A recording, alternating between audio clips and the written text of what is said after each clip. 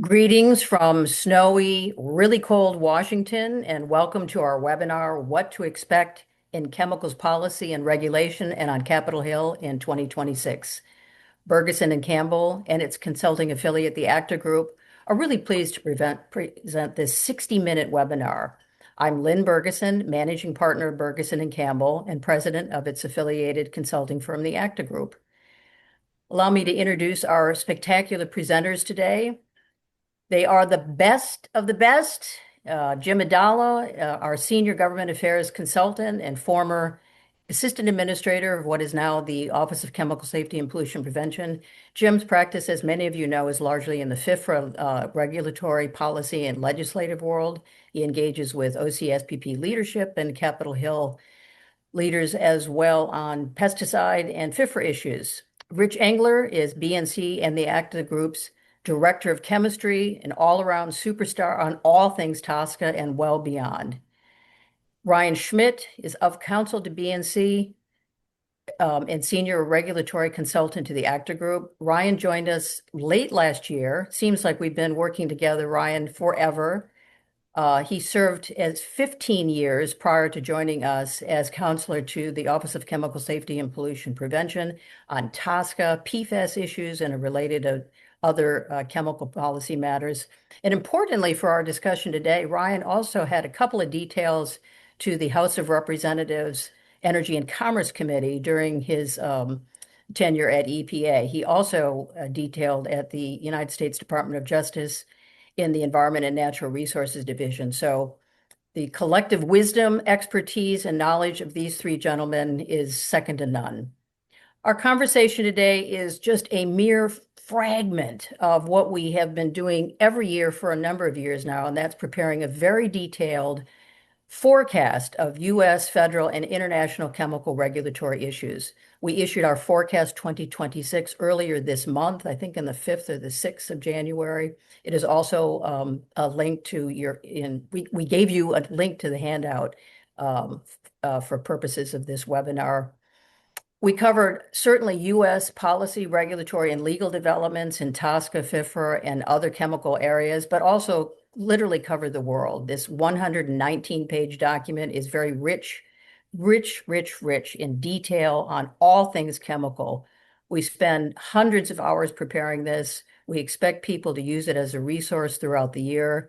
It also has a compendium of a glossary, all of our podcasts, all of our webinars. So it's really a very rich document, and we urge everyone to take a peek at it. Today, we're going to address three key topics before opening the discussion up to Q&A. We've already received a lot of questions from the audience, and thank you for so many really excellent questions, which we will get to. But we're going to talk about U.S. EPA priorities, leadership, and what is the operating environment at EPA right now. Then we're going to pivot to TSCA and what's going on at OPPT, and then circle back to OPP. Jim will close us out and talk about what's going on with ESA, PREA, and a number of other FIFRA developments. Then we'll open it up to questions and answers. Whatever questions we don't get to, we will answer in writing, as we always do, and send it out along with a recording of this webinar. Just a couple of housekeeping items. You are all muted. We are the only ones that can do the talking. If you have questions or issues or something isn't working right, just pop it into the Q&A and we'll get back to you. As I noted, this is being recorded, and a copy of the recording will be sent along with the slide deck and the resource document that I mentioned, the forecast, probably in a day or so. And as I said, if you have a question and we've run out of time, don't worry, we will take a shot at answering it and prepare the answer in writing and get it off to you, as I said, later in the week. So with that, Jim, I'm going to turn it over to you to talk about priorities, leadership, and the operating environment at EPA. Thank you, Lynn. Yep, I guess it's the next slide for me. One big difference between this administration, Trump 1 versus Trump 2, is that the EPA leadership really arrived incredibly early. Like usually, the administrator, of course, gets confirmed, early in January, and at least by the first week of the administration. What's different, especially this time, because Mr. Zeldin did arrive early, but for the other positions of senior leadership at OCSPP, it took a long time in the first term. So first of all, the assistant administrator has been confirmed now just recently, and that's not unusual given the normal current rhythm of getting those sub-cabinet appointments confirmed. But what's different is last time it took 2 years. There was no assistant administrator confirmed for 2 years. So obviously, even by that standard, this was a big improvement. There's also the other DAA, so-called deputy assistant administrators, were brought in very early, and they were recidivist in a good sense. That means they were experienced. But Nancy Beck and Linda Clava were two people who had worked in the first Trump administration, and they were there literally from like day one, especially handling TSCA issues and TSCA risk assessment and science type issues all across the board. And then in the summer, Kyle Conkler, at the time of the American Soybean Association, came in to do pesticide issues as DAA, and he's also very experienced and very well versed in pesticides generally, FIFRA in particular, and especially ESA issues in FIFRA, which I'll get to later in the webinar here. So they basically did have early leadership appointees, and that's going to be a help compared to the first term. Now, Mr. Zeldin came in and announced he has 5 pillars, and I just have to say I can't include this sort of somewhat kidding and joking remark, but it sort of sounds like a video game. But the 5 pillars of Zeldin are, okay, clean air, clean land, and clean water. Some emphasis on U.S. energy dominance, which meant basically real severe cutbacks, almost elimination of climate programs at EPA. Permitting reform and cross-agency partnership as part of the deregulation agenda of the administration across the board. And it seems to have a real particular personal interest in artificial intelligence and what it can do. I don't think it's just generally what it can do for the world in America, but especially for improving some EPA program performance. And that has come up in terms of some of the issues regarding the timeliness of reviews on PMNs and PREA issues and submissions under FIFRA. And even if that just boils down to better IT systems, that'll be a big improvement, since IT systems in the government usually have, shall we say, hindrances in terms of budget and timing and expertise. And then last but not least, auto jobs, because even before the issue of affordability and economic growth, it's not surprising it is an issue that energy dominance and some climate de-emphasis, whatever you think of that per se, is still likely to have some impact on auto jobs. Next slide, please. So then, trying to get at what happened with DOGE, the Department of Government Efficiency, and then budget, the operating environment of EPA, had some things that there were both a factor of across the board government kinds of cuts and impacts. For example, elimination of the diversity, equity, inclusion kind of programs, environmental justice at EPA were, shall we say, de-emphasized. Staff were laid off, programs eliminated. And in particular, too, on climate, there was not just sort of elimination and program control of the climate programs, i.e. by cutting them back, eliminating them where they could, and some other things, but also just clawbacks of the budget, some of the budget issues that came up, some of the grants that were issued. Now, and I think a whole bunch of that agenda is being litigated. So someday it may be different, but for now, they were attempting to get what's called clawbacks on the budgets, some of the budget allocations and some of the grants that were given in the climate space in particular. What's interesting too is, unlike some agencies across government, some agencies were entirely eliminated. Some were cut back 25%, 30%. Numbers like that, I think HUD was 50%. And so at the end of the day, though, EPA's current budget, for example, the proposed PresBud, as they call it, the presidential budget that was proposed, had more than a 50% cut. Congress would have said this week we would expect to see it enacted in the big bill that's coming out, they thought was going to be approved this week. in the Senate. Now, of course, it's up in the air because of the immigration issues and things. There may be another shutdown, but put that aside, the budget, when that is enacted, has only about a 5% cut. Now, that's real. 5% cut plus having to absorb the COLAs adds up to a cut over time, but for now, that's much less, obviously, than a 50% plus cut. And staff reductions. Again, DOGE generally wasn't the worst thing for EPA compared to some other agencies. Again, a great example, USAID entirely eliminated. They did see probationary employees, let go. They did see a lot of early retirements. The number of people at EPA took the EPA and the early retirement buyouts and things like that. Again, similar to other agencies. In particular, there was, quote, the reorganization of the Office of Research and Development at EPA. It was really one of the really large impacts was eliminating the IRIS program. And the IRIS program was controversial for a long time, especially for Republican critics. And now that has been eliminated altogether. Ironically, it may help OCSPP staffing, at least in terms of body counts and personnel appointments, because some of the people that were part of IRIS are now being assigned to OCSPP. It'll take some time for folks who are either part of the research apparatus or just, even if they have the required technical skills to be regulatory analysts and be able to process part of the applications under both toxics and pesticides, but that will help them over time. Again, OCSPP was gaining some staff positions, but one of the other things I like to think about is sort of the day after, what some of the workforce impacts over time will be.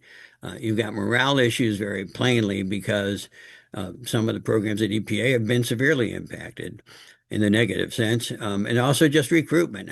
Given the rhetoric of taking chainsaws to government service and government employees, that may, shall we say, impede recruitment over time of having any new staff. And EPA, again, with retirements, you did have a lot of institutional memory that was lost. It'll take time to rebuild that.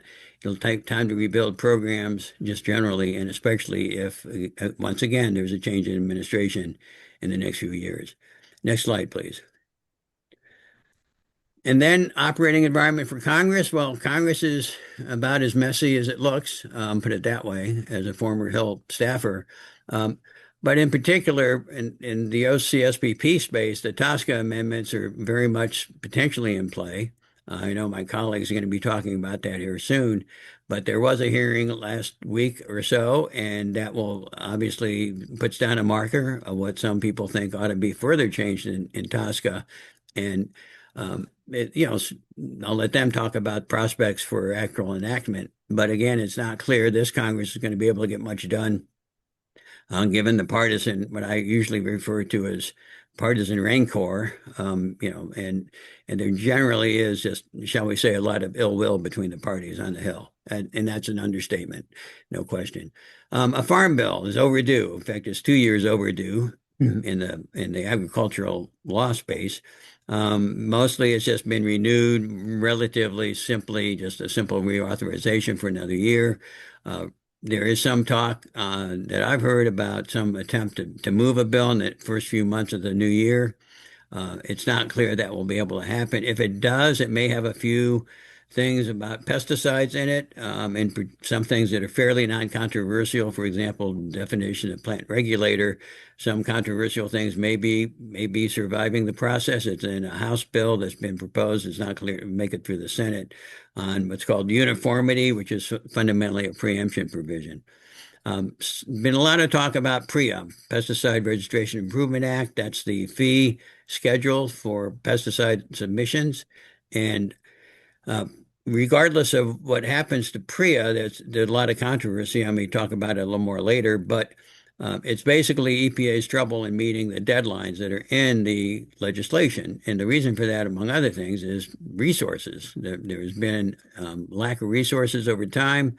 In particular, the last few years, Congress has not been providing its predicted share that was supposed to come according to the early plans, and that are literally in the legislation. But Congress can do what they want of a sort by saying, "Well, even though that's what the law says, we're Congress, and we're saying the law really this is good enough for what we said, whatever when we authorized that provision." And the net effect has been a reduction in staff, and it's not entirely linear, but there is some impact from the reduction in resources with the ability to meet the deadlines. And the industry as a whole has been innovating more products relative on a per count, per number basis, especially the number of biological pesticides has been increased in recent years. And biologicals take a little less work than the conventional chemistry products, so-called, but the problem there is just the number. It's been a vast increase in the number over time, and that's something that's it's good news for the world of pesticides and for farmers, and even for lower impact kind of products. But it does mean that there's more work to do for the program. Last but not least, and by the way, just for the record, PREA 5 is the current law. PREA 6 doesn't need to be reauthorized till October of 2027. But again, there's some talk to try and move amendments this year. FIFRA itself does have one deadline in it for October of this year coming up, October 21st, 2026. Registration review is to be completed for all the existing active ingredients. They will not meet that deadline, period.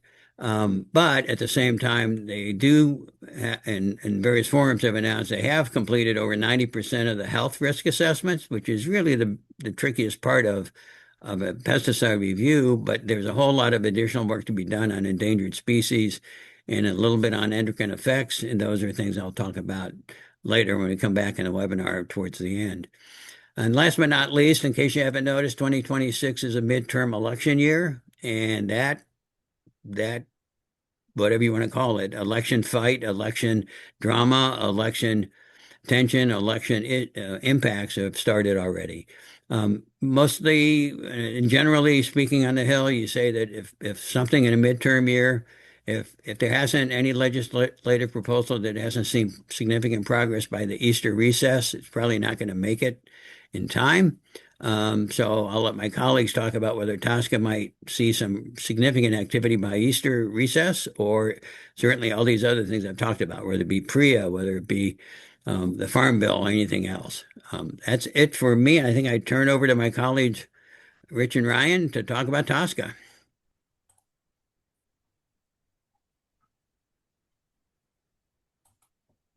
Great. Thanks, Jim. Yeah, thanks, Jim. We'll jump right into some of the overall outlook here for OPPT. And we thought we'd just start with a quick reflection back on 2025 and some of the challenges OPPT faced. For a program that they often refer to themselves as building the plane while they're flying it over the past 10 years, there was just an awful lot of turbulence in 2025. And Jim already discussed some of this, but the impacts here have been particularly acute for OPPT. So there was a change of administration in January. Change is always difficult, of course, but the transition from the Biden to Trump administrations and the prior Trump to Biden transition as well included some pretty dramatic swings on TSCA policies, legal interpretations, and science. And that has translated to a redoing of a lot of efforts in many instances for OPPT. Then the Department of Government Efficiency arrived, questioning OPPT's spending decisions and priorities. There were overall budget reductions for EPA, return to office mandates for an OPPT workforce that included many remote and telework employees and managers. There were sustained and pretty successful efforts to reduce the size of the federal workforce that resulted in large numbers of retirements and resignations. Almost every OPPT division and the OPPT front office lost either a director or a deputy director in 2025, or both, and many more staff on top of that. And in addition to the hiring freezes that prevented backfilling of these departing employees, there was just a huge loss, as Jim mentioned, of institutional knowledge that will take some time to rebuild. There was also an office-wide reorganization for OPPT, and to top it all off, the longest government shutdown in federal history. All of these things, no doubt, made OPPT's difficult job to implement TSCA even more challenging. And we saw those impacts ripple across OPPT's program and activities. And on top of all of that, there's an accumulating volume of litigation here that has overshadowed a lot of OPPT's work. There are ongoing legal challenges for example, every final Section 6 risk management rule, the procedural rule for new chemicals, the procedural rule for existing chemical risk evaluations, a data collection rule under TSCA Section 8, TSCA Section 4 test orders, and many others. One thing that I would point out here is that many of these are challenges to Biden era rules that the Trump EPA is now left to defend. And we just can't stress enough how important the outcomes of these cases could be. All of them have the potential to set important legal precedents, far-reaching consequences for how the TSCA program will be implemented moving forward. And in 2026, we see that litigation shadow to grow even longer. In addition to all of these cases that in 2025 that remain undecided, we think there's a pretty high likelihood for even more litigation to come. For example, on some of the more controversial rulemakings, like the proposed updates to the risk evaluation framework that we'll talk about here in a moment, and the PFAS reporting rule. And although there are yet to be challenges, there are also a growing number of missed statutory deadlines for various prioritization, risk evaluation, and risk management actions that we'll talk about here in a bit as well. But I'll pause here, Rich or others, if you had any additional perspectives on the overall outlook that you wanted to add. No, I think you've nailed a lot of the key issues that we're going to see. I'm going to echo your, the litigation is going to be going to have an enormous effect across what's happening. And I anticipate, based on, especially the methylene chloride and the asbestos litigation, which are relatively early, the outcome of those, it may force OPPT to go back and redo a whole bunch of work. May potentially including risk evaluations, but probably including their other risk management rules. So it's going to be a heavy burden. Well, we'll see. Depending on the outcome of the court cases, it could be a heavy burden on OPPT for 2026. But Sure. let me pivot and talk a little bit about the new chemicals program, my favorite topic. 2025 was another relatively slow year. Clients ask us all the time, how long does it take to get a case reviewed? PMNs are still taking quite a while, and OPPT is struggling. They've got a backlog. They've got a lot of cases that are waiting. And so when new cases arrive, the OPPT is largely taking a first in, first out approach. They're trying to complete their reviews of older cases because, as a matter of fairness, those older cases have been waiting quite a while. So it's tough if you're a new submitter trying to get to the top of the pile. So we're largely seeing still significant delays for newly submitted PMNs. We have seen some progress on SNUNs. OPPT has taken a different approach on SNUN reviews and trying to not have those linger in the queue with PMNs, under the theory that not everything in the SNUN is new. The SNUN is already a substance that EPA has reviewed, and they can focus on the review of the new conditions of use that are described in that notice. We did see some progress on LVEs. We saw a big uptake on the number of LVEs that got completed. Again, a lot of them were delayed. The average, the median review time was 163 days, so that's down a bit, and that's welcome. That's a welcome outcome in 2025, and we hope to see that continue into 2026. But again, new chemicals reviews are still protracted. Important things. It's very important to have a complete submission. You really do not want to get on the rework hamster wheel. That's not good for you, and it's not good for EPA. You need to get as much information as you can in. The new rule, the updated new chemicals procedural rule requires that you provide everything that's known or reasonably ascertainable. So be very thoughtful about what's reasonably ascertainable. Certainly provide everything that you know that's already required, but to the extent that you can bring information in from your folks downstream, that's going to be critically important to getting to yes on cases. And the other thing I want to say, and I say this a lot, make sure that cases don't linger in your box, right? So when the EPA completes its job and EPA is waiting on the submitter, respond to EPA as efficiently as you can, especially on consent orders. There are a number of consent orders that the EPA issues. They sign the order and they send it to the submitter, and then the submitter lingers with it, contemplating whether or not they're going to sign it. The boilerplate is available on EPA's website. You can review the boilerplate in advance. So when you get the actual order, you can focus your review to the specific terms of the order. It shouldn't be a surprise when the order arrives what those terms are going to be. Just do the terms match what EPA offered you, and make a decision promptly whether you're going to withdraw the PMN or sign the order. But don't sit on those. It's not a good look for industry. It certainly slows things down for EPA because those things are going to linger. Even if EPA is not working on it, the program manager still has to be in touch. You still have to suspend cases. It's not efficient. Once you get the orders, you should be making a decision pretty promptly. But so just to sum up, there's been some progress, but things are still relatively protracted, and we need to make sure that submitters need to make sure that they're not the cause of EPA delays. But let me turn it back to you, Ryan.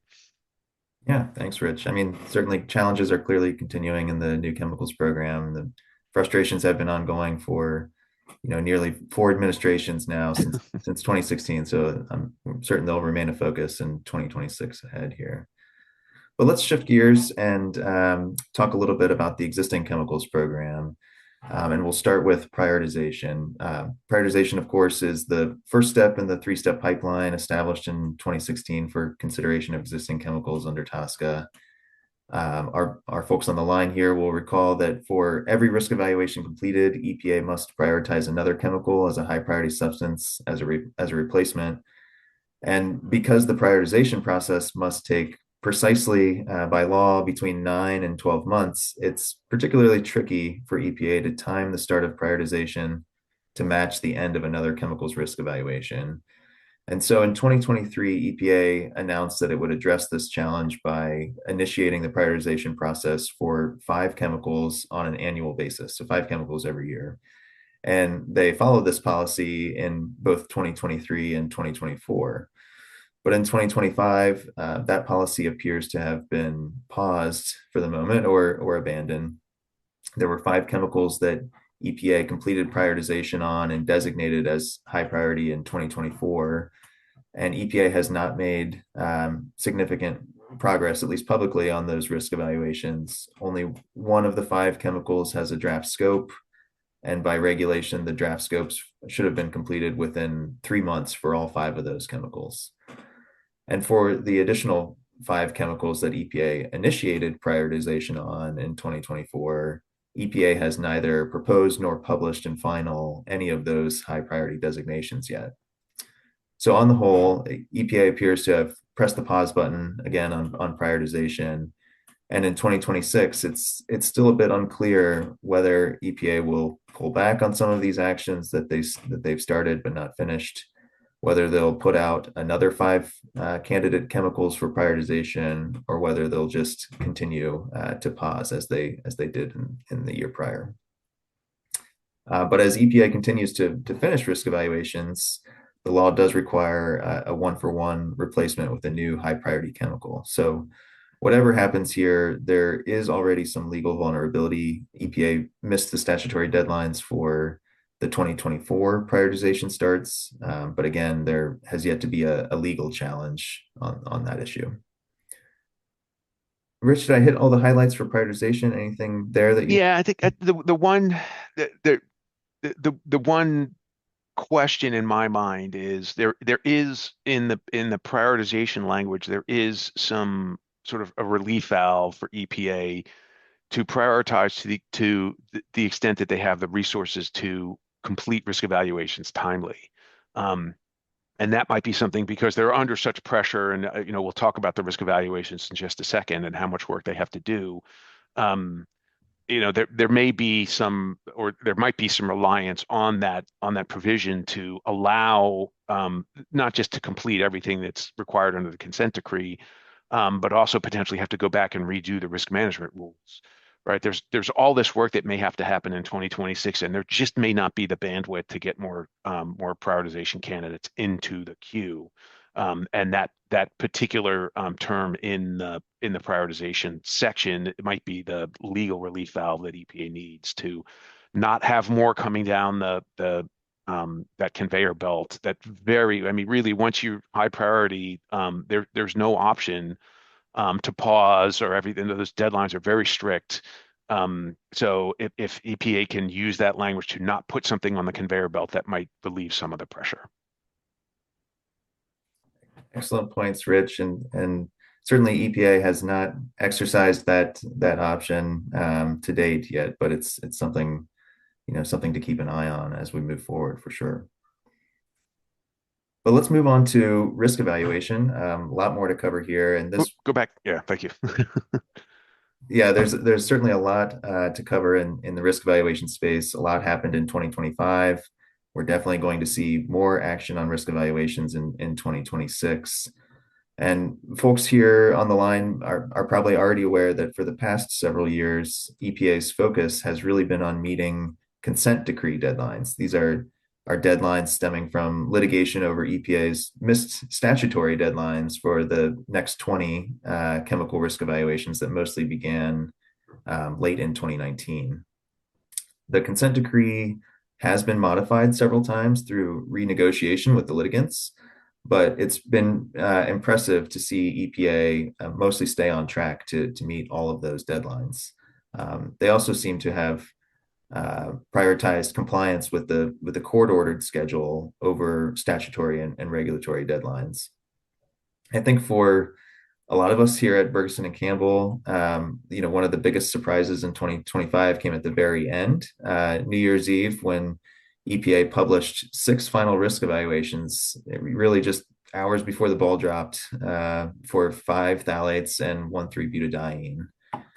And we're still scratching our heads a bit on why EPA chose to do this. The consent decree deadlines automatically extended into February due to the government shutdown and the lapse of federal appropriations. But it could have been that the government shutdown was minimally impactful on OPPT, as we understand that most of or even all of the employees in OPPT continued to work throughout that time without furlough. But another explanation could be that the Trump administration is looking ahead to the risk management rules for these chemicals and hoping to get those as far along as possible before the end of 2028. But in any event, and having worked in that office for many years and knowing what it takes to get a single risk evaluation out the door, that December 31st announcement was truly incredible. It's an incredible amount of work. But looking ahead to what's coming in the risk evaluation pipeline, we have the 1/2 DCA final risk evaluation that's due again under the consent decree deadlines in just a few short months, April 2026. And then there are the 10 remaining final risk evaluations from the next 20 set that are due in February of 2027. For those 10, EPA has not released any draft risk evaluations yet, so they'll also need to push out the drafts in 2026 in order to meet the deadline for the finals then.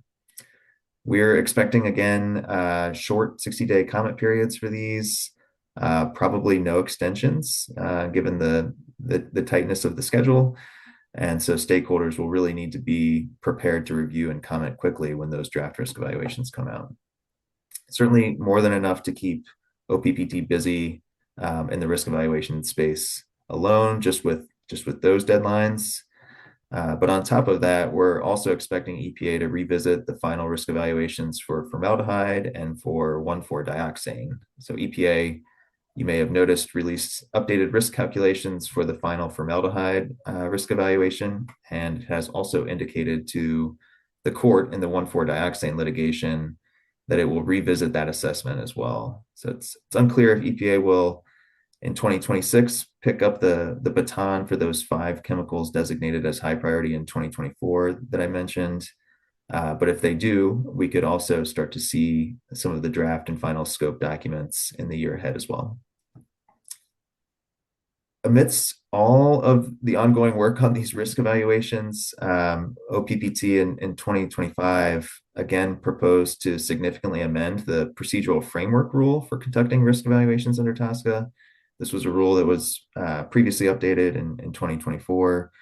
The rule is just so important for the TSCA program. I can't emphasize that enough. It's full of EPA interpretations on key TSCA concepts like conditions of use, scoping discretion, risk determinations, scientific standards like the best available science and the weight of scientific evidence, and much, much more. But however that rule shakes out, it will definitely have an outsized impact on how EPA scopes future risk evaluations, which uses and exposures EPA will look at, which ones will be excluded, and how exposures to workers will be considered. EPA has indicated already that they are not planning to revise completed risk evaluations to align with the updated rule when it becomes final. But of course, only time will tell if that remains the case. Also of note, this is the third iteration of the framework rule, and they say the third time's a charm, but in our view, litigation on this final framework rule is almost certain. It was the subject of litigation the first time it came out and the second time, and we think that a three-peat is in order here. And I'll pause here again, Rich, if there's anything that you wanted to add on risk evaluations before we move on. Yeah, I think the timing of the framework rule, it's going to be interesting to see how the timing of the framework rule dovetails with the completion of the risk evaluations, those especially the 10 that we're expecting, and might those get compressed later in the year after the framework rule is done, rather than being spread out, because we're looking at almost one framework rule or one risk evaluation per month for the next year. It's a lot of work for everybody. Certainly a lot of work for EPA. It's going to be a lot of work for industry and the public to comment on each of those. If OPPT wants those to largely come out under the new framework rule, that the release of those risk evaluations are going to be compressed until after the rule is final. So that's another timing issue that we're keeping an eye on, and of course litigation could upend all of that. So it's a lot of uncertainty in 2026. Indeed. Well, let's move on to risk management in the interest of time here. Of course, the third step in the process, risk management, is the step by which many, I think, measure the success or failure of the existing chemicals program. And I'll just start with a quick roundup of the first 10 chemicals. And these are chemicals that EPA began evaluating in late 2016. Only 5 of those 10 chemicals have final risk management rules. The rest are in different stages of development, either proposed rules or yet to be proposed rules. But for those 5 final rules, and that's asbestos, carbon tetrachloride, methylene chloride, PERC, and TCE, all 5 of those risk management rules are being litigated. And for 4 out of those 5 rules, everything except for asbestos, EPA has already told the reviewing courts that it will go back and reconsider the rules through additional rulemaking. The statutory deadlines for completing these rules passed a long time ago. Certainly the reconsideration efforts contemplated here are going to put EPA, even more behind schedule. But as for the next 20, there are 9 chemicals now for which EPA has published a final risk evaluation. They all have statutory deadlines for EPA to propose a risk management rule that are either now passed or coming due here soon in 2026. An interesting point here, we have not seen any TSCA Section 6 rules coming out of this Trump administration yet. And so 2026 is certainly the year that we may start to learn more about how the Trump EPA intends to exercise its TSCA Section 6 risk management authorities, particularly as it relates to worker protections and potential referral of risks under TSCA Section 9 to other offices at EPA or even to other federal agencies. Just a few quick notes here on the pending litigation for risk management rules. So as we discussed in the forecast document, there are two pending challenges to TSCA Section 6 rules that have already gone through the oral argument phase. That's methylene chloride and asbestos, as Rich mentioned. Both of those are in the Fifth Circuit, and both are positioned for decision in 2026. So we'll be watching those closely. Certainly encourage you all to do the same. Again, as Rich mentioned, the issues in play here are some of the foundational TSCA interpretations and policies that have been the subject of quite a bit of disagreement since 2016. And so, a decision on either of these cases would be very consequential. It would be the first time since the infamous corrosion-proof fittings case in the 1990s that a federal appeals court has weighed in on TSCA's Section 6 risk management authority and the unreasonable risk standard. Rich, I think I'll pass it back over to you. The last topic on this slide is the TSCA CBI sunset provision, which was buried in the 2016 amendments, but it's just about to get its turn in the spotlight starting later this summer. Yeah, so as if we didn't have enough to do in 2026, as Ryan mentioned, any TSCA CBI claims that required substantiation, those automatically sunset after 10 years. And so those will begin sunsetting on June 22nd, 2016, or 2026 if the claims were made on June 22nd, 2016. EPA, there is an opportunity to reassert CBI claims, resubstantiate. The EPA has to give 60 days notice, and then the submitter has 30 days to resubstantiate, to basically confirm that information is still CBI. That process is going to be a real challenge, I think, for all stakeholders. The EPA, as they announced this week, I think they're taking a very creative approach here. So for submitters, one of the significant challenges is access to old cases. We are aware of clients that have submissions where the original person who put the submission in, they created the passphrase but didn't write it down somewhere, and so that person is gone or is forgotten, and there is no longer access to those submissions in CDX.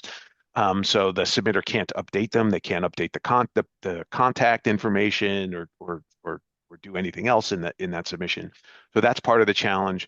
But even if you do have access, certainly some of our clients have dozens, if not hundreds, of submissions that might require updating of the contact information, and then so that's going to be a burden on those submitters.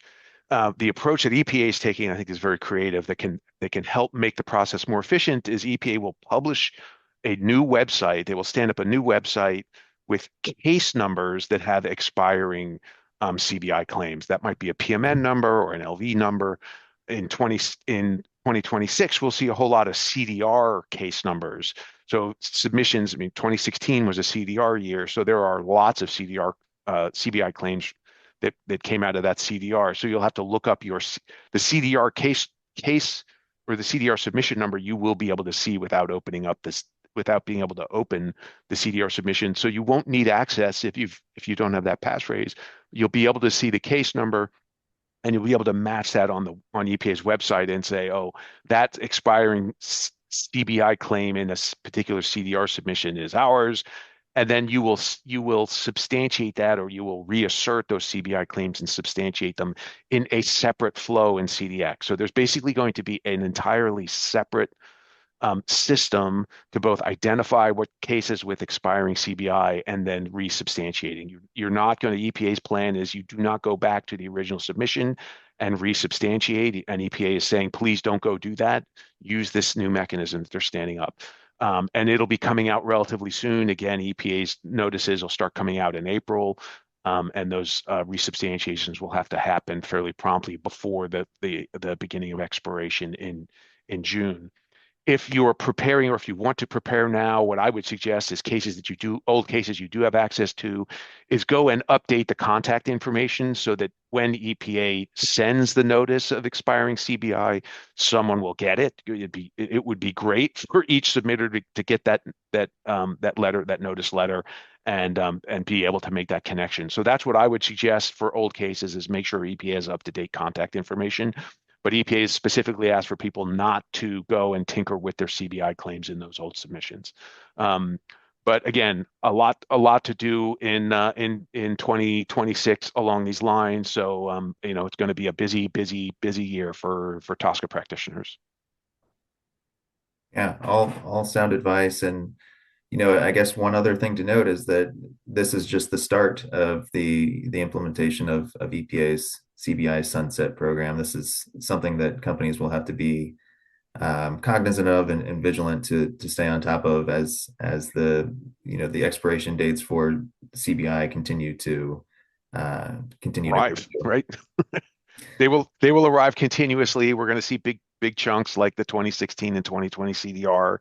But all those PMNs and LVEs, all those things, those are just going to continue to roll in, and it's going to take diligence on submitters' part to keep track.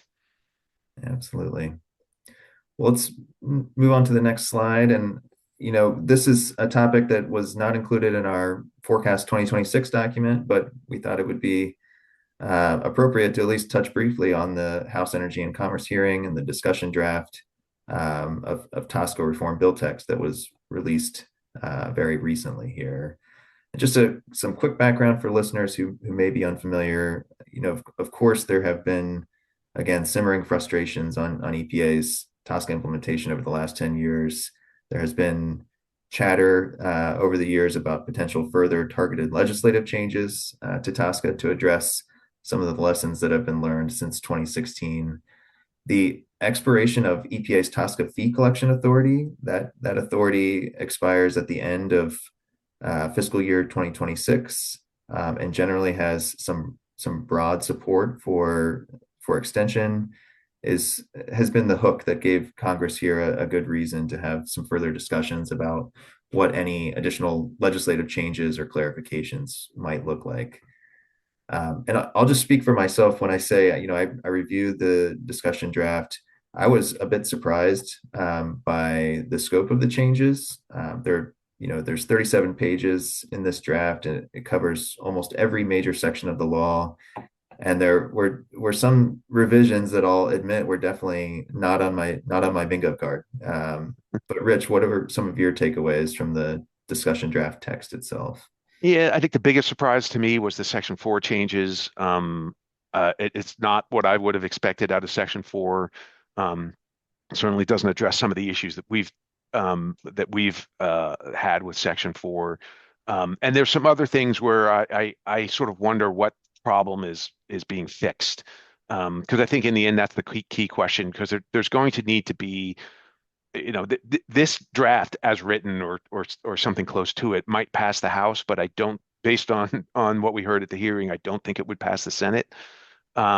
So is there going to be bipartisan agreement that there are things in TSCA as it is currently written that are broken, that are air quote broken, that could use some changes? There's some unanticipated things that happened in 2016, that the Lautenberg amendments.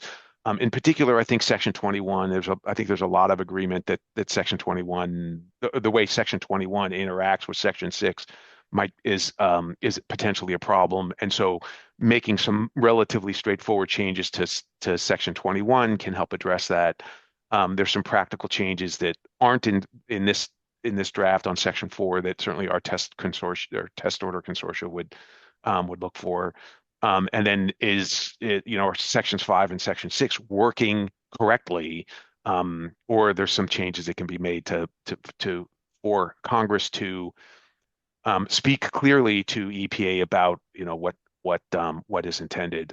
So how this is going to shake out, I don't know. I hope there's some discussion between both sides of the aisle and both chambers to keep this moving forward, because we're certainly of the view that TSCA could use some tweaks How extensive those might be, I think really remains to be seen in the negotiation. Absolutely. Yeah, I mean, I think, as you mentioned, the real question in my mind is whether there's room for bipartisan compromise to move the effort forward. I think that the hearing last week showed some somewhat limited signs of interest from Democrats, but really, again, just to echo what you said, Rich, what was lacking in that discussion was really a clear articulation of the problem or the problems that Congress is trying to solve, and an argument as to why further legislative amendment should, once again be an issue for bipartisan discussion. And I think that if lawmakers can agree on a finite set of issues to address, I'm confident, the creative legislative solution will follow. But with that, I think we'll pass it back to Jim to discuss a little bit more about the outlook for the pesticides program. Jim?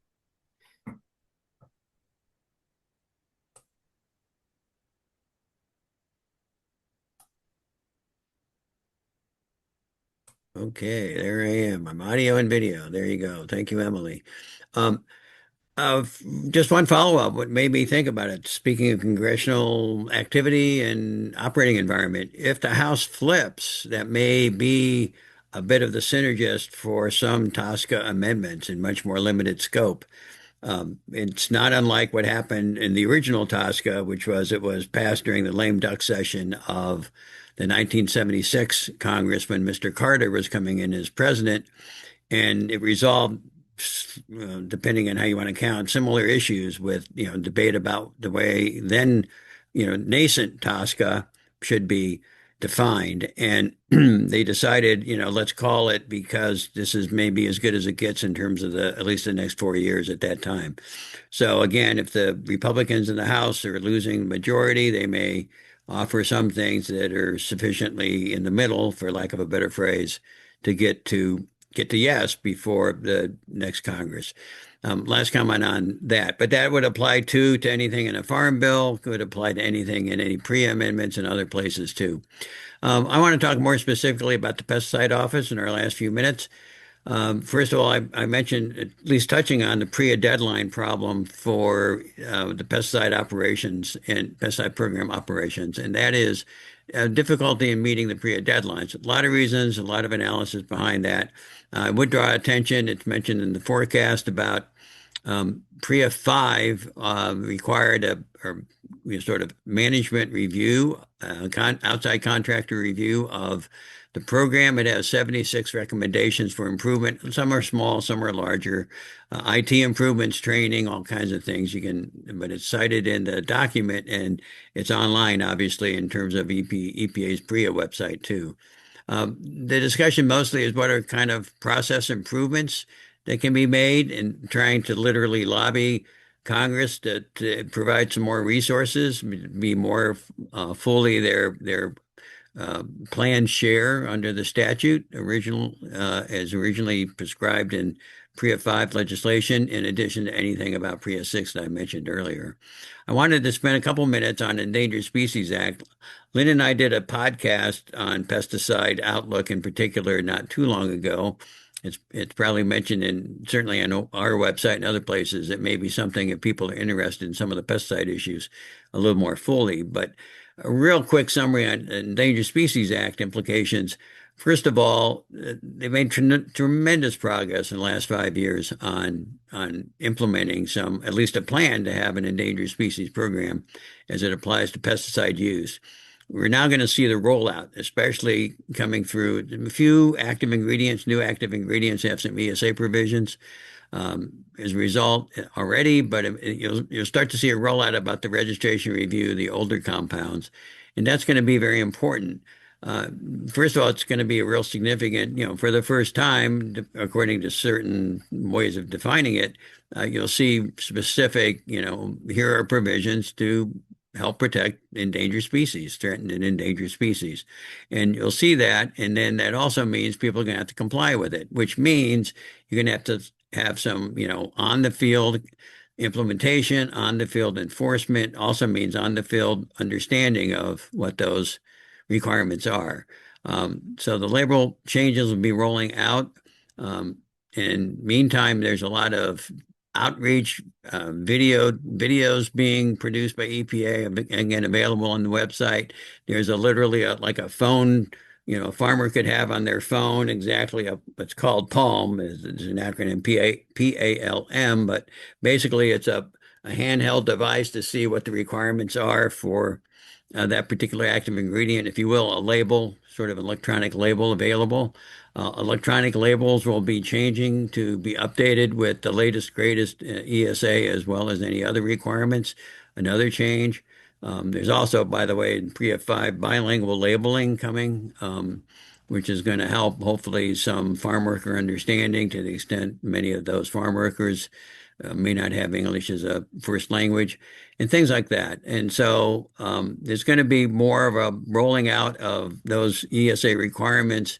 The concept broadly is to require mitigation strategies to be applied varyingly as according to EPA's analysis of what species may be vulnerable in a particular area. But that's really going to emphasize how very site-specific pesticide applications are, and that's always been the case. But site-specific requirements in light of ESA implementation. That's going to be a major change, and that's going to be something that's going to be rolling out for the next year and beyond. I want to close on Make America Healthy Again. That's a kind of a new coalition of pesticide critics. The hard left's been there for a long time in the environmental community. You now see part of the hard right, for lack of a better phrase, as part of the MAHA coalition. They were a little bit upset because of the change between the May 2025 draft of the critique of big food, big ag, big pharma, and then the final report in September was much more sedate in its criticism of pesticides, among other things in particular. There's been some pushback on that. You saw everything from right after the September report came out, the Washington Post covering how the farm lobby kind of, pushed back on some of the critique that appeared to be likely to be coming from the May draft report. But then now there's a pushback saying in general, well, hey, no, that pesticides are still an issue. Other things that are going on in not just in the MAHA world and at the federal level, but a lot of activity in the state level. I would draw your attention to the state. There's on the HHS website, there's a separate listing of all the state activities that are related to MAHA. And not just pesticides, all kinds of things, even including things like cell phone use in schools so that our kids are less distracted, SNAP food program requirements, and other kinds of things. Again, beyond pesticides, if you will. But again, that's an interesting website just to see the large amount of activity going on in states for pesticides, for other elements of the MAHA agenda. And it's something to pay attention to if you're a pesticide company, user, or applicator. Between those two things, it's going to be a busy year. Again, ESA and Make America Healthy Again. And I haven't even mentioned things like plus individual chemicals, partly out of the MAHA agenda, but just work EPA has to do trying to meet the deadline of the October 2026 deadline for completing pesticide reviews.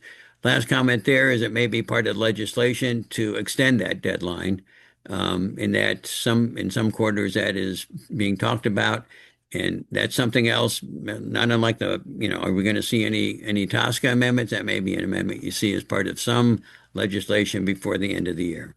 I think we're getting up to our limit, and Lynn, I'm going to turn back to you. See if we have time for a quick question or anything else. Thank you, Jim, and thank you, gentlemen. Outstanding presentations. And it's clear to me we should have scheduled this for 90 minutes because we have a ton of questions and very little time. A lot of the questions related to the recent House hearing, which of course has Ryan indicated is not in our 2026 forecast because the hearing was just last Thursday. But quick question on that to all three of you, and that is if nothing happens, there might be more hearings, but legislatively, TSCA writ large is not amended. What becomes of the fees authorization provision? Would a single narrow legislative fix, reauthorize it and nothing else, or if nothing happens, what result in terms of EPA's administration of the program? Any thoughts on that, gentlemen? Yeah, I thought that if Congress doesn't do anything, the fee authority expires. Correct. Yeah, so fee authority expires at the end of Do you see the fiscal year. possibility of just reauthorizing the fees provision alone as a standalone It's a, targeted?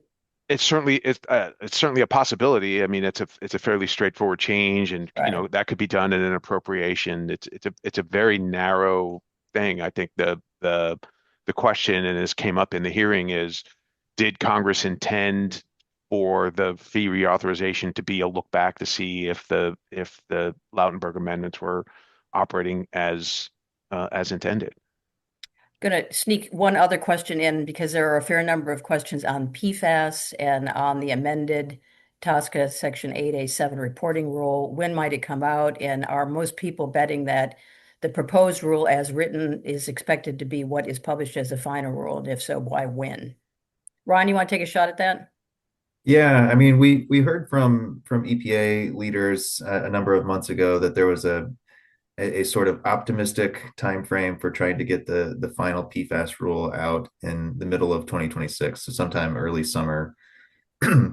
I mean, I think the question of what will that final rule look like is the $700 million question, right? It's there's exemptions were baked into the proposal that significantly reduce the expected burdens associated with that reporting requirement.